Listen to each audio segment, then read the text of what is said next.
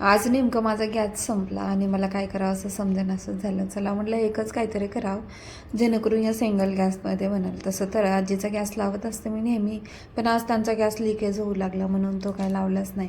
कशाला रिस्क घ्यायची म्हणून, कारण सारखं त्यातनं गॅस लीक होऊ लागला. दोघांनी जोडून बघितलं पण ते काय गॅस लीक व्हायचं थांबलंच नाही. मग काही तर बेसन पीठ घेतलं, त्याच्यात हळद मीठ टाकलं आणि थोडंसं जिरे देखील टाकले आणि थोडं पाणी टाकून चांगलं फेटून घेतलं. आता काय बनवा मला पण समजेना झालं. तर एका गॅसवर सगळ्यांसाठी काय बनवायचं हा थोडा जास्त मोठाच प्रश्न होता. हे चांगलं फेटून घेतलं. त्याच्यानंतर त्याच्यामध्ये ओवा देखील ॲड केला आणि थोडं खायचं सोडा देखील इथं ॲड केला होता, ते देखील टाकलं आणि परत एकदा चांगलं फेटून घेतलं. आता हे मी सगळ्यात अगोदर का फेटून घेतलं तर आपला बाकीचा मसाला होईपर्यंत हे पीठ चांगलं भिजून जातं. इथं कांदा घेतला होता एक कट करून, त्याच्यासोबत काही लसणाच्या पाकळ्या आणि 2-3 मिरच्या घेतल्या होत्या. 2-3 तिखट आणि 2-3 असं जास्त तिखट नसतात ना त्या मिरच्या इथं मी ॲड केल्या होत्या. त्याच्यानंतर इथं कोथिंबीर आणि मेथी घेतली होती. आजच भाजीपाला आणल्यामुळं फ्रेश कोथिंबीर आणि मेथी होती. कांदा, मिरची आणि जे लसणाचं पेस्ट केलं होतं ते याच्यामध्ये ॲड केलं आणि त्याच्यानंतर ते कोथिंबीर मेथीसुद्धा ॲड केली. आता हे गोसावळ्या, तुम्ही कधी गोसावळ्याचे भजे खाल्ले आहेत का? गावाकडं नेहमी बनवतात. इथं मी काय जास्त बनवत नाही कारण गोसावळ्या शिळ्या असतात जास्त म्हणून आणतच नाही. ते याच्यामध्ये मिक्स केलं. आता अर्धं इथं मी सपक काढून घेतलं होतं दिवसाठी आणि त्याच्यानंतर तिखट काही केलं होतं तर वेगळं त्याच्यामुळेच केलं होतं मी. तर दिवच्या अगोदर इथं भजे काढून घेतले, काही गोसावळ्या टाकल्या आणि त्याच्यासोबतच काही गोबीसुद्धा टाकली होती. तिच्यासाठी एक काढून घेतलं, आमच्यासाठी करायला घेतले.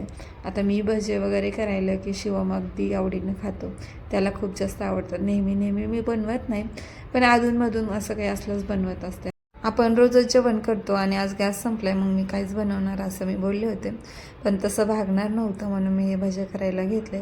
2-3 दिवस झालं गोसावळ्यासुद्धा घरी होत्या आणि ताजा इथं कोथिंबीर आणि मेथी आणल्यामुळं मला पण करायला उत्साह आला. कढईमध्ये चांगलं भरपूर असं तेल टाकायचं आणि गरम झाल्यावर भजे टाकून घ्यायचे. मस्त असे तेलामध्ये तळायचे एकदम स्लो गॅसवर. हा छोटा गॅसनं जरा फास्टच चालतो आणि कढईतलं तेल घसरायची भीती वाटते म्हणून थोडं पकडेनं एकदम हळूवारपणे इथं मी करायला घेतलं. खूप छान खमंग असा वास यायला लागला होता आणि कोथिंबीरचा आपली जी मेथी आहे त्याचासुद्धा कडसर वास यायला लागतो. कसं आहे ज्या त्या सीझनमध्ये जे ते आहे ना भाजीपाला खायला थोडं छान लागतं. आता थंडीच्या दिवसामध्ये ना किती पण खा आणि काही पण खा जाते बरं का, भूक लागते कारण थंडीच्या दिवसात. मग काय सगळे भजे एकदा तळून घेतले. मस्त असा कलरसुद्धा आला होता आणि छानसुद्धा झाले होते. या गोसावळीचे भजे एकदम सॉफ्ट बनतात.